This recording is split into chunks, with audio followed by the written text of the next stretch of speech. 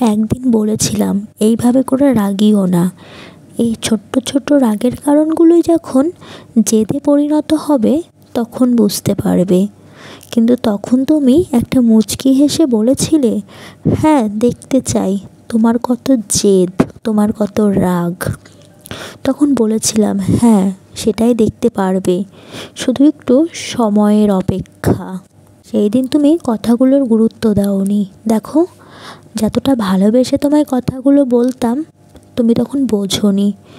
আর এখন দেখো, ভালোবাসা উঠে গিয়ে জেদ জন্মে গেছে।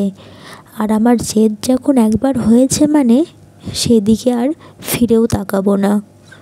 এখন তোমায় মনে পড়ে না। ফোনে কথা বলা তো দূরের কথা, পাশ দিয়ে যদি কখনো হেঁটে যাও তবুও মনে হয় না মুখ তুলে তাকাই। আর একটা সময় ছিল তোমার করা ভুলগুলোকেও শুধরে দিতাম, কিন্তু তুমি শুধরাতে না। সেই সময়টা তুমি আমাকে বলেছিলে তোমার রাগ, তোমার জেদ কত দেখতে চাই। দেখে নিয়েছো আমার রাগ জেদ। এখন তুমি হাজার চাইলেও আমার তোমার সাথে কথা বলা, তোমাকে দেখতে ইচ্ছা করা কোনো কিছুই মনে হয় না। এখন যদি তুমি পাশ দিয়ে হেঁটে গেলেও মুখ তুলে তাকিয়ে বলতে ইচ্ছে করে না ওটা তুমি যাচ্ছ। এখন তুমি ফোন করে কথা বলতে চাইলেও ইচ্ছে করে না ফোনটা ধরে কথা বলি। কেন জানো তো, মানুষের রাগ যখন একবার জমে সেই রাগটা আস্তে আস্তে জেদ, অভিমানে পরিণত হয়।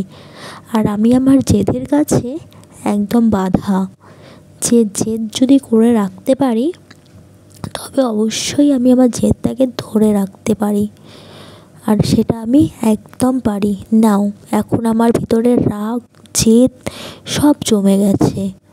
তাই এখন আর পিছন ফিরে তাকাই না, যেটা আমি কখনোই চাইতাম না, কিন্তু সেইটা করতে তুমি বাধ্য করেছিলে।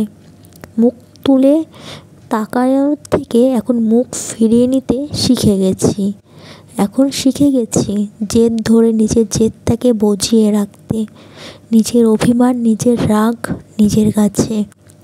এখন শিখে গিয়েছি নিজেকে নিজের মতন করে একা থাকতে। এখন আর ইচ্ছে করে না কথা বলতে, মিশতে। শুধু মনে হয় একা খুব ভালো আছি। এটা একদম চিরন্তন একটা বাস্তব কথা। যাকে যত বেশি ভালোবাসবে সে তত বেশি মাথায় উঠে নাচবে। সেই মাথা থেকে নামাতে হয়তো বা কষ্ট হয়, কিন্তু একবার যদি ঝেড়ে ফেলা যায় না, সব থেকে হালকা এবং শান্তি পাওয়া যায়। বুঝেছো? আজ তোমায় মাথা থেকে ঝেড়ে ফেলেছি, এখন আর মনে পড়ে না। এখন হয়তো ভুলেই গেছি। তুমি হাজার চাইলেও আমার এখন তোমার সাথে কথা বলতে সময় দিতে ইচ্ছে করে না। কেন বলো তো? সময় নেই। যেটা চলে গেছে সেটা চলেই গেছে, সেটাকে আর নতুন করে ফিরিয়ে আনতে চাই না। তাই এখন আর ইচ্ছেও করে না মুখ তুলে তোমার দিকে তাকাই বা তোমার সাথে কথা বলি। এখন নিজেকে নিজের মতন ব্যস্ত রেখেছি, অনেক ভালো আছি।